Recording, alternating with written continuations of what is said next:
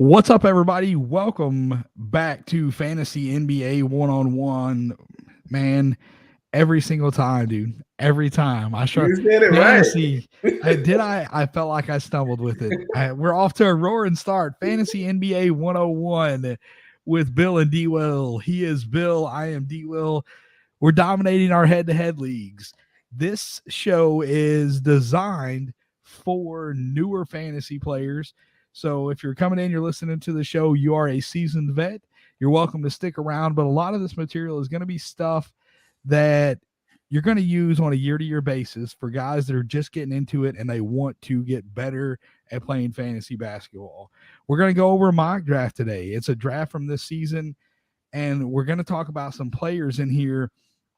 But the most specific thing that I want to look for is team building. So I'm gonna pull the board up. We'll share it with you here in just a minute, and we're gonna go through. It actually worked out really good. It makes it easy for us because we randomly generated the draft order. Bill got the 9 pick. I got the 10 pick. So we don't have to do a whole lot of moving with the screen. We can kind of look at our teams side by side. But it also kind of sucked drafting where we did because we had our good friend Rhett Bauer. He is the dynasty guru here at Sports Ethos. He was picking at 8. So I had Rhett and Will in front of me. So not a lot of value was falling back my way, but I think that I done a pretty good job. And I feel like Will did too. We took some picks that were kind of maybe risky, maybe questions, but we'll go through all of that. We'll talk you through it and kind of give you our mindset on what we were doing whenever we were making these picks. Will, you ready for it, man? I'm ready. Let's get to it. I mean, you didn't ask me how I was doing or anything, but I mean, let's get to it. It's fine. I'm tossing it to you, man. I'm making sure you're all right. I know Yeah, he's struggling. We're both, listen, if it's a little shaky tonight, we apologize. We're both trying to battle a cold, so our voices may cut in and out like we're still going right. through puberty, but that is not the case. Yeah, All we're right, so still let's here get for you guys tonight, just for y'all. that's right. Powering through it for you guys. Adding it to the stream. Let's go full screen so we can see it a little bit better here. Again, Will, he had the 9th pick. I had the 10th pick. He is William is Bill. I am time to rebuild. You're coming through the first round here. Steph Curry at pick number 9, I feel like is a no-brainer. You took him because he was the best player available. Is that right? Yeah, no doubt. This is the first time I've really taken Steph in the draft. Normally, I'm picking too early or too late, and he just fell into my lap, and I felt the value was too good. A lot of people could argue for Trae Young, but with DeJounte, I just don't know how that's gonna affect him. He might take a slight dip. Steph, I expect to, even if he's under Trae, it's gonna be a fun season rooting for Steph, and that's what you got to do sometimes too. Pick players that you're going to enjoy watching and rooting for and that you think are going to have a great year. Yeah, a lot of this is instinct, right? Like you can look at your list and there are a lot of guys, a lot of super smart guys that put these lists together. But you don't necessarily have to follow your list top to bottom. If there is a guy that's close and you feel like, okay, the stuff that he was talking about, not necessarily specifically Trae Young, but if you're looking at your list and you have 5 or 6 guys that are really close together and you're like, I really like this guy's situation, but this player is ahead of him, you can kind of go with your gut a little bit. We talked about knowing your list before. And so that is kind of one of those things that you can go off of. The more experience you get, you can kind of take your gut. I know Bill said that he's normally too early for Steph Curry. If I'm picking anywhere other than 1, I don't think that it's too early for Steph Curry. Last year, I think he finished around, I want to say like 4th or 5th in totals, and that's with missing a pretty significant amount of games. So Steph Curry has, just because his field goal percentage is typically good, but he is going to carry you in the 3-point category for sure, almost by himself. So good pick by Will there at 9. And I took Karl Anthony Towns here at 10. And it was another one of those things. I'm looking at it. I feel like this is going to be the best player. There's some question marks around him this year, but based off of the list that I was working on and the things that I was trying to process, center is a very, I won't say shallow position this year, but I don't feel like it's as deep as some of the other ones. And so I wanted to get, I like focusing on rebounds early. And so I wanted to get Karl Anthony Towns. He's going to score. His field goal percentage is going to be good. And I wanted to kind of get off on the right foot in rebounds and field goal percentage. So I took him there at 10. And then we wrap around the turn here. Wait. I have to mention, were you concerned any about the addition of Rudy Gobert to take away rebounds, take away blocks from Cat? So I think it was a bit risky to take Cat, but it's probably still the right choice. Sure. So the reason, there's always outside factors. You go back, you didn't take Trae Young there because you were worried about the impact of DeJounte Murray. And there are some concerns about like what Cat's rebounds are going to look like. Is he going to see a dip in his field goal percentage because he's playing outside more? And I was not overly concerned about those things because I know that there's going to be plenty of times when Karl Anthony Towns is playing on the floor without Rudy Gobert. And I think that he's still going to get his numbers. I think his stat set this year is going to look very similar to what it has throughout his entire career. And that's typically first round value from Karl Anthony Towns. Sounds good. Well, that's just a wait and see because he hasn't played with a big man like Rudy Gobert before, but I do think it's worth the risk at 10. Yeah, man. And that's kind of, as you're scrolling through the draft, you're watching these players come off of the board in front of you and you're looking, you've got your queue set up and you're like, all right, man, I'm sitting here at the 10th pick. If, as I'm watching this draft, Steph Curry slips, Giannis goes 2 here, Kevin Durant goes 3, Joel Embiid goes 4, and Steph Curry just continues to slide.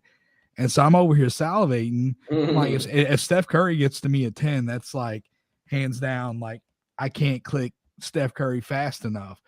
And so you're going to be going through this process in your head of, okay, where's the best value going to be whenever it gets to my pick? And that's kind of where I was with Tyrese Halliburton here. There were some other names that I considered, but looking at the board and who I took in the first round, I really like Tyrese Halliburton here because a lot of people feel like he's going to take that next step forward. And he finished his first round value last year. And so sitting here in the third pick of the second round, having a guy that finished his first round value last year available for me, I'm like, all right, cool. I'm taking it. And, Will has LeBron James, who is aging. There's questions about health. But LeBron James was a first round value per game last year. And I think that made 2 picks in a row for Bill that was super easy. Like, hey, this is the best player available. I'm going to go ahead and take him right here. Yeah, LeBron was ranked 4th last year in category leagues per game. It was really, normally LeBron, he's around 37 years old. You want to avoid that age range because there could be a quick drop off. He's been banged up the last few years, but like I said, he finished 4th last year, and that wasn't his greatest year. So we expect a bounce back year. He definitely should be first round value. And what you have to factor in is the guys after him are not going to be top 10 more than likely. LeBron does have that chance. So that is a huge consideration for me going in. And, like I said, I wasn't planning on drafting Steph or LeBron, but they just fell in my lap. Yeah. I mean, fair enough. That's kind of, we talked about determining value. We talked about your list. We talk about buckets. There's a number of different things in this series that we've discussed. And you can see as we are navigating this draft, we're using all of those theories. Will is sitting here. Steph Curry falls to 9. Steph Curry could potentially be a top 5, top 2, even fantasy player. LeBron James could be a first round value, and he's fallen to him here at pick number, this is 13, 14, pick 16. So it makes it easier where, when you look at guys, DeJounte Murray finished as a first round value last year, but with this trade to Atlanta, can he get back to that? And so these are all strategies. Again, we're going to mention player names because they're in the draft, but keep in mind, this is more about team building and what we're using like strategy, not necessarily the players. Right, because there will always be older players that you're going to feel the same way about LeBron. Sure. with the future players so you can transition that on. Did you feel like with Tyrese Halliburton, there was a bit of FOMO because he is climbing up draft boards everywhere, fear of missing out because, per game, I got him as ranked 22nd last year, but a lot of people are saying he's a lock to be top 10 this year. I don't know that he's necessarily a lock to be top 10, but where I was at, I had a good center here. And I told you guys before the first 5 rounds of the draft, I typically try to go best player available. There are circumstances where that changes a little bit, but looking at the board, it was between Tyrese Halliburton and LeBron James for me. And because of the age difference, that's why I picked Tyrese Halliburton. And obviously, if I don't take him here, I'm looking at, 15, 16. Well, it's, About I don't know what the 16. math is. Yeah, so like 16, 17 picks before it gets back to me. And so, yeah, I definitely, if I don't take him here, I'm not getting him.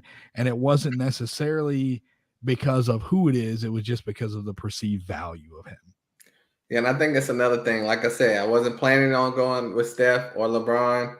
You can go in with the plan, but when the board falls to you a certain way, sometimes you have to just go another direction. Don't just go in there and say, I have the 12th pick. I know I'm going to get this guy. But if a guy that's ranked 4th or 5th falls to 12, there's a totally different position. You just have to change your strategy on the fly. You can't just go in thinking I'm going to take the 12th best player. You got to take that 4th best player. Yeah, that's knowing. We talked about buckets and the bucket thing. Dan Bespris kind of expands on that a little bit. If you go and you listen to his podcast is Fantasy NBA Today. He will talk about that. We're kind of getting out of the draft season, so you probably won't hear much about it this year. But moving forward, you will. Like next season during the off season, he dives really, really deep into that, and he teaches you how to put people in buckets and how to use that whenever it comes to your draft. And so, yeah, if you're sitting there at 12 and you think, all right, Anthony Davis is going to be the 12th best player, this is the guy who is 12th on my list. But, in this case, Damian Lillard fell to 12. And so Damian Lillard is 8th on my list. All right, I'm not going to take Davis here. And you end up getting both if you have the 12th pick because of the turn. But say you're in Will's position in the 9 spot.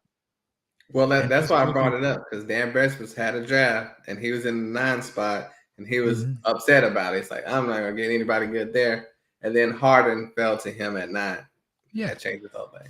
Yeah, you kind of, you look at your draft position and you're like, okay, who could possibly be available? But sometimes it doesn't go down the way that you think it's going to go down. A lot of times a draft does not go down the way that you think it's going to go down. And so that's why best player available, BPA, is what we'll call it moving forward. So it's not as many words, but that's why BPA for the first 5 or 6 rounds, kind of wherever you feel safe doing that. For me, it's the first 5. And then from there, I'll kind of start building my team. But knowing the BPA whenever it's coming back to you is going to be crucial. So we swing back around. Another thing I want to say is, another thing, like you said, the guys you expect to be there might not be there because other players you're playing against will be wanting to draft players that are on their specific team. And you can't necessarily go in with that strategy either. You were presented with that situation when Jamal Murray, if you don't know, David is with Hoopball Sports Ethos Grizzlies.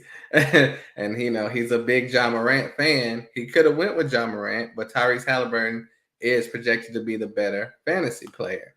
So you can't just expect to, that everyone's going to be there that you expect. And you also can't just go with your team's favorite player.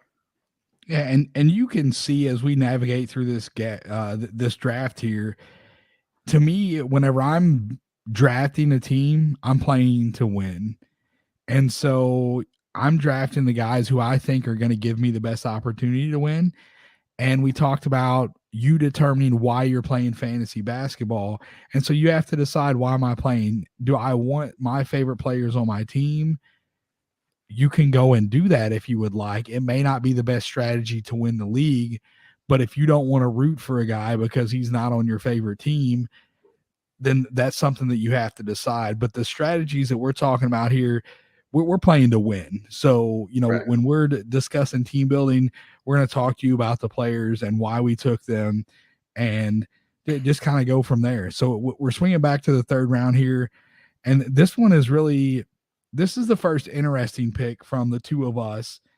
And for me, I've got to know, Will, when you're sitting here with the third pick, you got Steph Curry, LeBron James with your first two picks, and Zion Williamson is sitting here at pick number 33. I think this is 33. Yeah, pick 33.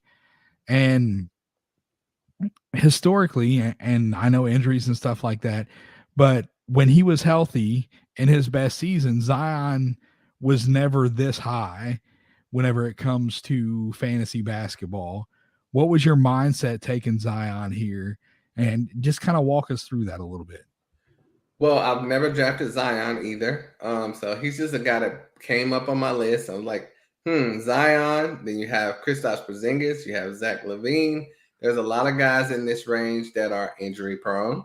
So, I know I have a pick coming up 6 picks later. So I kind of have my eye on Evan Mobley, but I said I'm pretty sure he'll come back to me. So the best player with the most potential is Zion. Zion could be a superstar. He can be a first team all NBA player if all things fall correctly. So it's like, am I willing to play it safe or take the risk? I'm not going to take too many risks, but I don't think I took any risk except for Zion.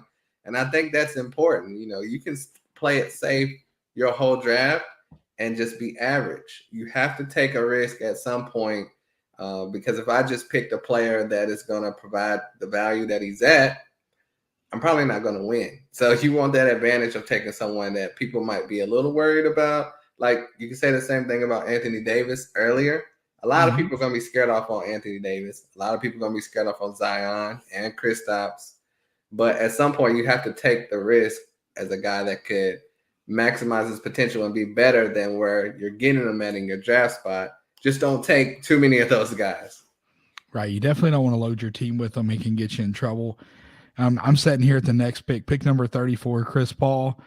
He is a guy that has provided value above this each of the last 3 years. He has just cruised way above this. I know that he's aging, but the style of basketball that he plays, I think that he's going to maintain a high level for a few years at least. And so for me, it's another, easy, just kind of, this is best player available. He was the best player on the board to me. And so I took him here. And then we swing back around on the turn. And this one was super tough for me because best player available was not super clear right here. If you look at the picks following Jared Allen, you've got Evan Mobley, DeAndre Ayton, Scotty Barnes, Miles Turner, Nikola Vucevic, and even going further over, Terry Rozier is a really good fantasy player that a lot of times gets drafted later than what he should be. I was looking at this board and I had my list. I'm looking at my bucket. And it was really down to 3 people for me. It was down to Jared Allen, Evan Mobley, and Scotty Barnes. And I went with Jared Allen just because I like his block potential more than the guys behind him. Miles Turner is a guy that's probably going to destroy Jared Allen whenever it comes to blocks. But I like the fact that Jared Allen, for the majority of his career, has been healthy. He had some health issues last season, but I feel like he was a guy that's a little bit safer than Miles Turner. And while I like Evan Mobley, I like the high end field goal percentage from Jared Allen, and I like the blocks from him there. Yeah, and Evan Mobley, like you said, he was in my queue, and I was excited to get him. I would have been fine with having him in the third round. This is more of a projection on our part, thinking he was so great as a rookie. We think he's going to take another jump up to be worth this value. Because, honestly, he had a great rookie season, but last year he was ranked 82nd. So if you're just going by last year's numbers, you wouldn't take Evan Mobley this high.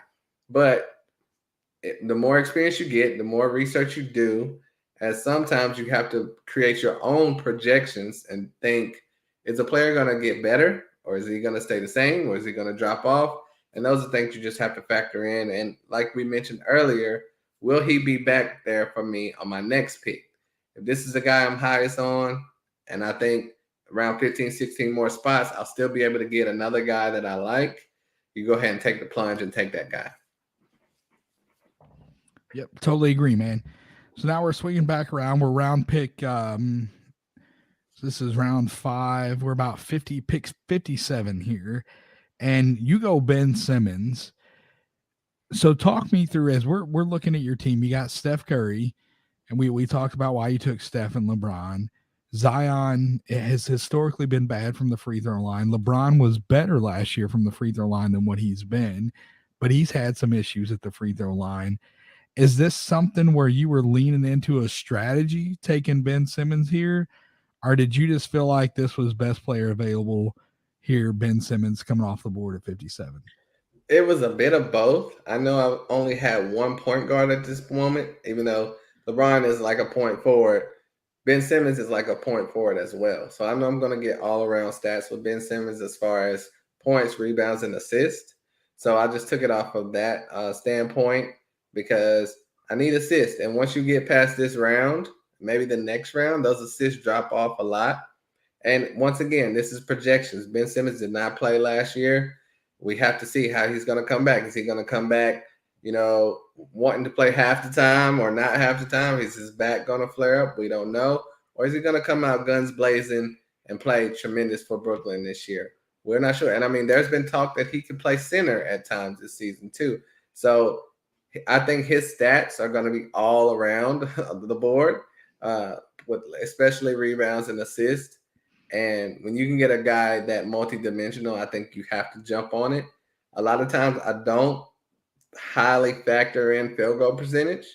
I go for other stats that are more, He likes some popcorn numbers, man. I like some of the popcorn numbers. And that's why I'm going to destroy him in every league that we play in, because I don't care about pretty. I just want to win. But hey, we know Ben Simmons is not shooting any threes. So all dunks and layups and we'll be good.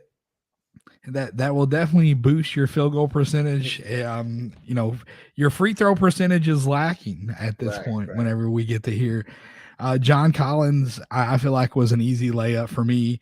He's a guy that I felt could, he was really close to this value last season, and I think that he just kind of sleepwalks into this value. If he stays healthy, last season he finishes well above this, and so I was really happy to get him here. The next round is really where it gets interesting. Quick question. Sure. Would you have taken Ben Simmons if I did not, or would you still have gone with John Collins? I would have still gone John Collins. Okay. And reason being, we haven't really jumped into punt strategies, and that's something that we will get into, later on in this series. But I would say 9 times out of 10, whenever I'm putting a team together, I don't play to punt anything. I just go for a well-rounded team. And, if I'm going up against a punt team, there's going to be some things that I'm going to lose. And I just live with that. And I hope that my well-rounded team could beat a punt team in 5 out of 9 categories. And so for me, John Collins, he done a couple of things there. Like, I felt like he was best player available, but he adds to my rebound total. He is not a negative in threes. He brings you more blocks. He's a good free throw percentage guy.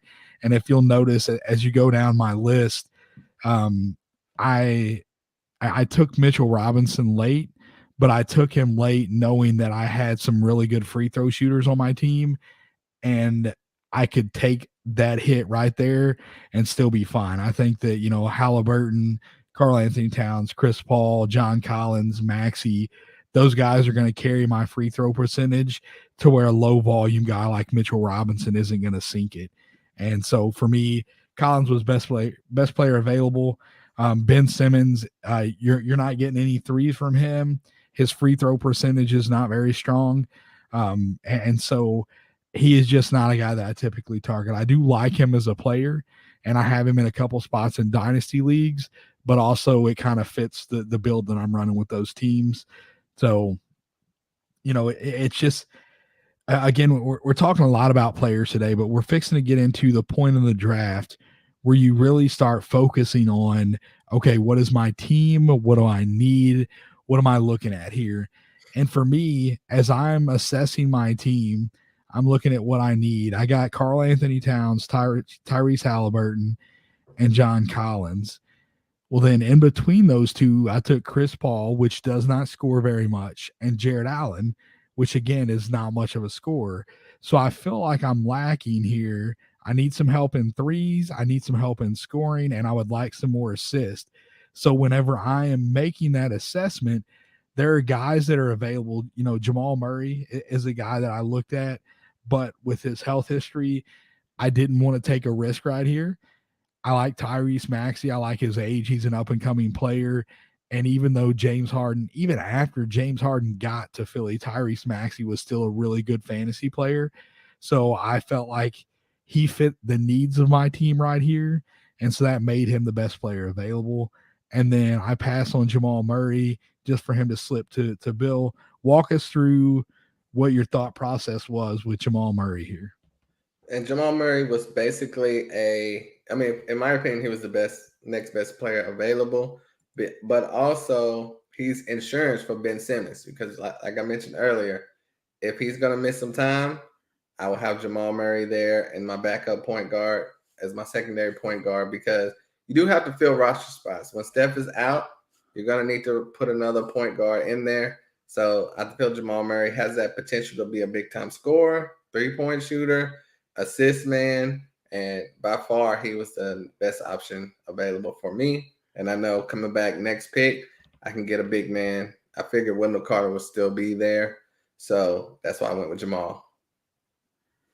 All right. So you're looking at I do think Maxey might take a hit this year, though, because a lot of people are saying Harden kind of had a down year. This year he has rejuvenated himself, best shape of his life, and they expect him to be a top 5 fantasy asset. Do you think that's going to affect Maxey? I wasn't like here. I was more focused on the stat categories that I needed more than anything, and so I'm not overly concerned about that. And that's what again, we want to focus on team building and what we were doing, like what our thought process was as the draft is coming to us. And so here we come back. This is round number 7. Will took Wendell Carter Jr. there. He said, he told you he was looking for big and big man stats. Wendell Carter Jr. is probably best big man on the board at this point. Kind of looking through, I don't see anybody big man wise that I would have taken over Wendell Carter Jr. And I wanted to secure steals here. And so I went Herb Jones, and he was one of the league leaders in steals last year. He's still going to get plenty of opportunities just because he's the best defender on that team. And he's not a huge positive everywhere else, but he doesn't hurt you anywhere. And it really, really helped my team. So that's why I went Herb Jones. And let's see, we were going back this way. So then this is the one pick in this draft. I kind of panicked. And we talk about being prepared for your draft and having your queue set. And what happened, I was setting my queue and it's rolling back through.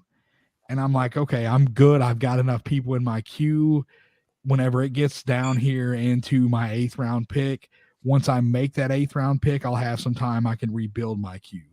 Well, then Jalen Smith goes off the board. Laurie Marketing goes off the board. Coming in front of me, Wendell Carter Jr. was a guy that I was looking at. PJ Washington was a guy that I was looking at. And so these guys are just getting chewed up out of my queue, and I lost myself here. So I took Trey Jones. I'm not dissatisfied because as I was looking at my team, I wanted some more assists. Trey Jones is going to bring me that. He's going to be the starting point guard this year. And so I was happy with the stat set that I got there. But as I go through and look, there are some guys. Colin Sexton is a guy that I could have taken that would have been a better fit. because I need some more scoring on my team. I'm light on points. So Colin Sexton would have given me points and not necessarily a big boost in assist, but he would have been okay there for me. And then, Colin Sexton, Marcus Smart. And after that's really like, I like Gary Trent. I would have been fine with Gary Trent there, but this was a panic pick. I just wasn't set. I don't dislike Trey Jones this year. I just think that later on would have been better for him. And I agree with that later on. And I feel that, Josh Primo, Blake Wesley, the young guys could come in and take his spot as well. But it's no excuse for a panic pick when you had 8 hours to make your pick. I don't want to hear it, David. These guys drafting now are going to have a minute and a half. Yeah, but here's the deal, mate. This was a slow draft, and I could have taken more time and really dug into it. But at this point in the draft, it was taking a while. We had hit a couple stalls, so I had my queue set up, and then whenever I got there, I take Herb Jones and these guys pick. I'm like, crap. Trey was the top guy, and I was just trying to get my picks done and keep the draft moving. And I wasn't, so he was 6, so 7, 8, so 7, that's 12, that's 84, 85, 86, 87. I don't mind it here. I don't mind. I think that Trey Jones is going to finish above the top 80. I think he's going to be a top probably 70-ish player this year. So I didn't leave much for a ceiling there, but I think that he is going to at least finish at this level. So I didn't get a whole lot of value out of him, but I'm okay with that pick. But that's another learning factor for you guys out there listening. No matter how much time you have, go ahead and use your time. Don't worry about other people saying, oh, this draft is taking forever. Hurry up. And you have 2 minutes to draft and you draft in the first 10 seconds because normally you're going to regret that. You need to at least, look at everybody. Sometimes you'll be drafting in the 50s and 60s. You might need to scroll down to the 90s because they can have someone ranked in the 90s that really should be in the 50s. So don't rush it. Get your guy. Let's have no regrets. All right. So I went with Keegan Murray with my next pick. This was an upside swing as well. If you don't know, I host the All Rookie podcast. I love my rookies. But not only do I love my rookies, I love rookies that show great potential. Keegan Murray's in a good spot with the Kings. He was the 4th pick overall. They could have traded down and still got great value, but they decided to keep the pick. And he's looked amazing in Summer League, amazing in preseason. So I feel he could be great value here at this pick. And I didn't really think anyone else at this point was worth taking, because my next pick, I knew I would be safe to get probably who I wanted. And that's why I went with that. All right. So let's go ahead and talk about your next pick, Robert Williams, who is injured right now. And we talked about not overloading your team with risk guys. And we scroll through here, we look at Will's team. He's got Zion in the 3rd round. He went early. Jamal Murray's coming off an injury here. And then he's got Robert Williams. For me, I've told you I'm kind of a safer player. For me, that's too many risk players.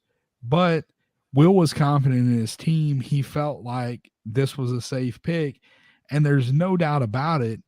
You look at Robert Williams here, and he's coming in round number 9, late in round number 9. So if he comes back earlier than expected, Will is absolutely going to rake because Robert Williams is going to be a 2nd round value guy.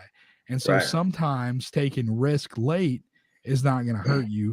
Will has 2 other guys that are kind of iffy. So if I had the same roster that he had right here, I probably wouldn't have taken Robert Williams, but that's a risk that he's comfortable with. It's important to know where that threshold is for you. Exactly. If the thing is, if he hits, if Jamal Murray is healthy, Jamal Murray is going to finish better than 6th round value. If Zion Williams stays healthy all year, there's a chance that he finishes above where Will took him. And there's absolutely no doubt that if Robert Williams comes back, he has done it. Yeah, he done it last season. He was incredible.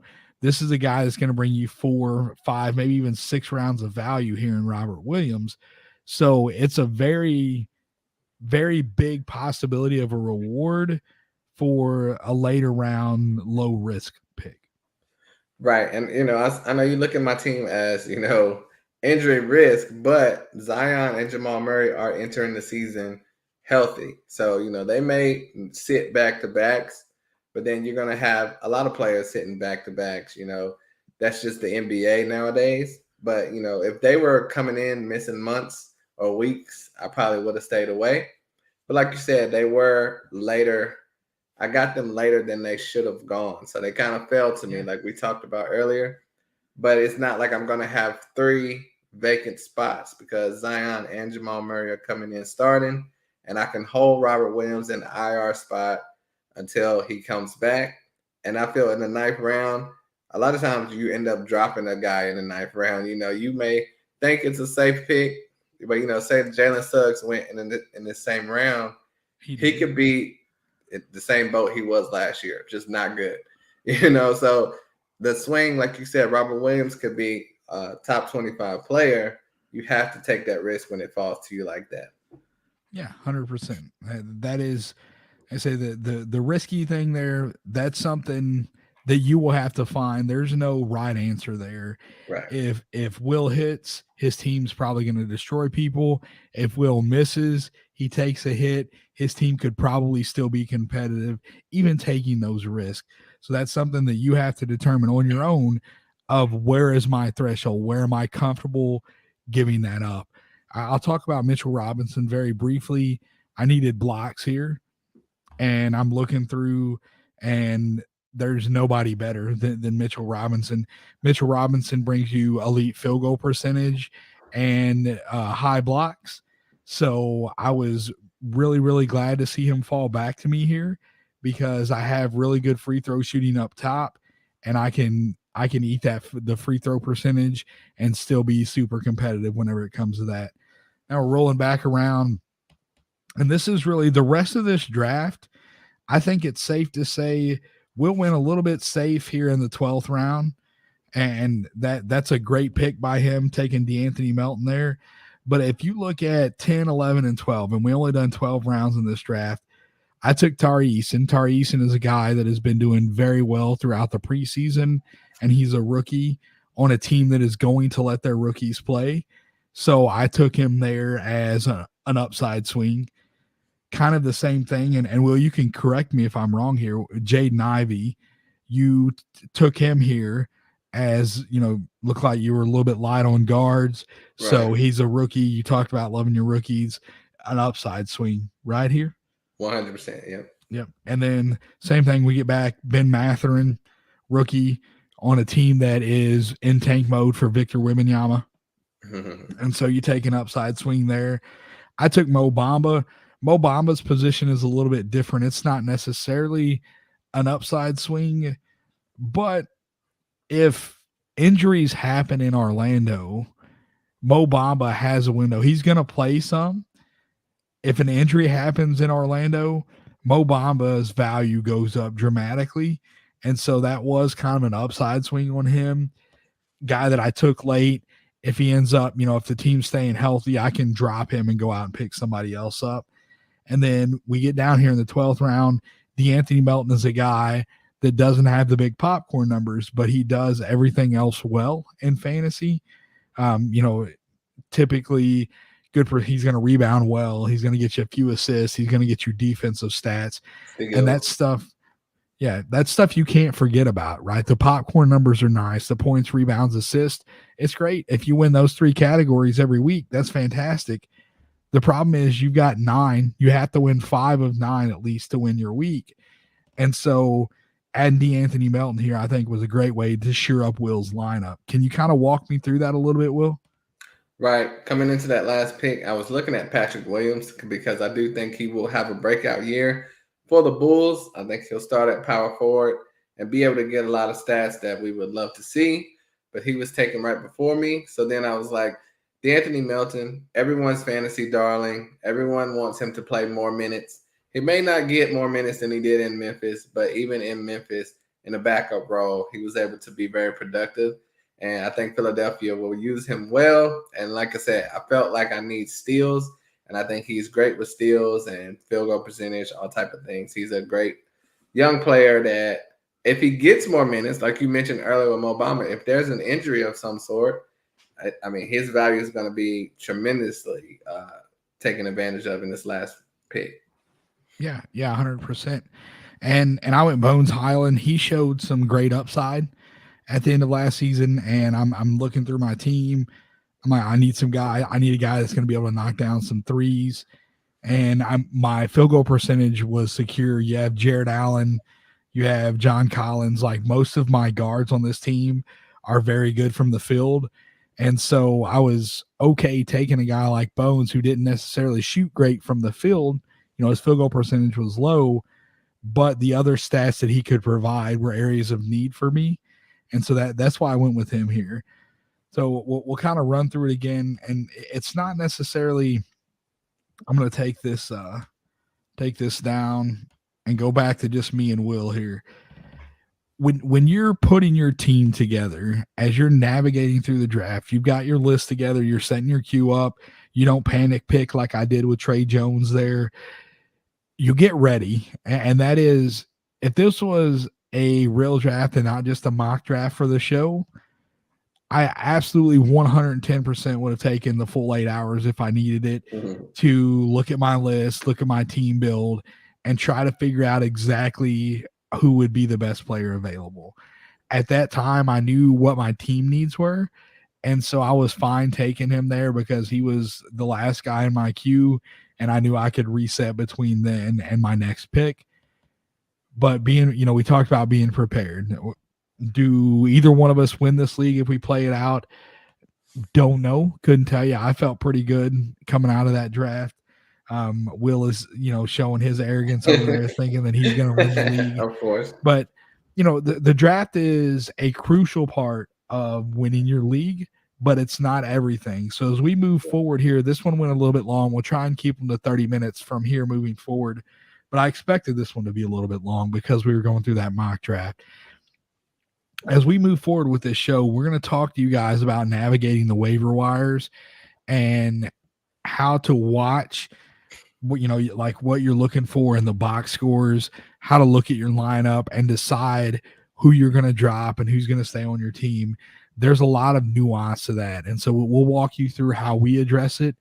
And we want to encourage you guys, if you have questions, feel free to reach out to us. We have our Twitter handles right below us. He is at William is Bill. I'm at NBA DWill. More than happy to answer any type of fantasy questions that you have. If it's not something that I know, I will flat out tell you that I don't know it, because when it comes to punting strategy, I know how to build one punt strategy team, and I can talk you through that pretty well. But outside of that, I can't. It's not my specialty. I very, very rarely do it. It's something I need to expand into to become a better fantasy player. But I love interaction. I love talking to you guys. So feel free to reach out and ask us any questions. We appreciate you guys listening. Will, before we get out of here, man, you got anything else you want to add to this show today? Yeah, thank you all for listening. And like you said, with the draft, it's very important. You're going to come out of it thinking, like me, I had the best draft ever. That happens a lot. But then you realize that waiver wire is crucial. And the guys that you say, my draft was way better than his, is because he killed it on the waiver wire. So I'm looking forward to that episode. Thank you all for listening. Check out us on Twitter, like David said, and check out our podcast. Mine is at the Y'all Rookie Podcast. David is at Sports Ethos Grizzlies. Thank you all for listening. Yeah, we will be back next week with another episode. We're going to talk about navigating the waiver wire and how you determine who you drop from your roster. Thanks again for listening to the show. Like, follow, subscribe. Thanks again. We're out. Peace.